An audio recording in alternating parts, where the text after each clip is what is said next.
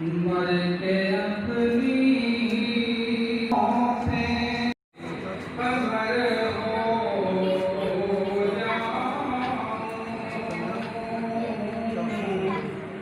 उनकी दहलीज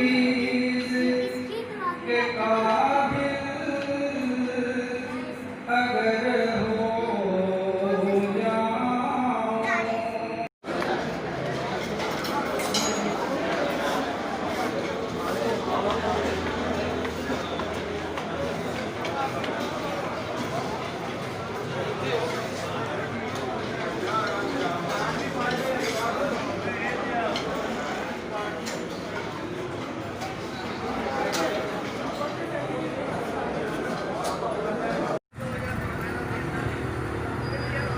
आज जुमा है ना दुकान की बंद है दुकान के इधर बंद